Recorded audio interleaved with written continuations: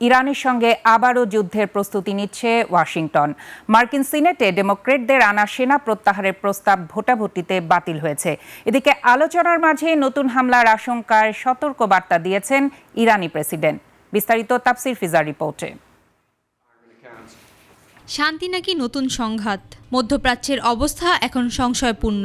Oval অফিসে সাংবাদিকদের মুখোমুখি হয়ে মার্কিন প্রেসিডেন্ট ডোনাল্ড ট্রাম্প স্পষ্ট করেন, ইরানের সাথে যুদ্ধবিরতি থাকলেও তা স্থায়ী কিনা সে বিষয়ে তিনি নিশ্চিত নন। ট্রাম্পের মতে এই সংকটময় পরিস্থিতির সমাধান না হলে বিশ্ববাজারে তেলের দাম কমবে না। তবে এই সমাধান আলোচনার মাধ্যমে হবে কিনা তা এখনও নিশ্চিত করেননি তিনি। জার্মানির পর এখন ইটালি ও স্পেন থেকেও মার্কিন সেনা কমিয়ে আনছে যুক্তরাষ্ট্র। এদিকে মধ্যপ্রাচ্যে মোতায়েন করা ইউএসএস আব্রাহাম লিঙ্কনকে সহায়তা করতে যুক্ত হচ্ছে গাইডেড মিসাইল ডিস্ট্রয়ার। রণতরীতে নতুন করে জ্বালানি, খাবার ও গোলাবারুদ মজুত করা হচ্ছে।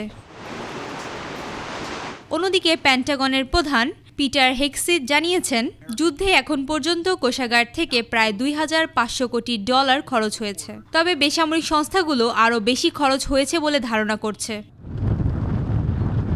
এদিকে ওয়াশিংটনের উপর থেকে পুরোপুরি আস্থা হারিয়েছে তেহরান। রুশ প্রেসিডেন্টের সঙ্গে ফোন আলাপে ইরানের প্রেসিডেন্ট মাসুদ পেজেশকিয়ান অভিযোগ করেন, এর আগেও আলোচনার মাঝপথেই একাধিকবার হামলা চালিয়েছে যুক্তরাষ্ট্র ও ইসরায়েল। এবার তার পুনরাবৃত্তি হতে পারে বলে আশঙ্কা করছেন তিনি। মধ্যপ্রাচ্যে চলমান এই টানাপোড়ার মধ্যে মার্কিন সিনেটে ডেমোক্রেটদের আনা সেনা প্রত্যাহারের প্রস্তাবটি বাতিল হয়েছে। 47 থেকে 50 ভোটের প্রস্তাবটি বাতিল হয়ে যাওয়ায় ইরানের উপর ট্রাম্পের সামরিক প্রভাব আরও বৃদ্ধি পাওয়ার আশঙ্কা করা হচ্ছে।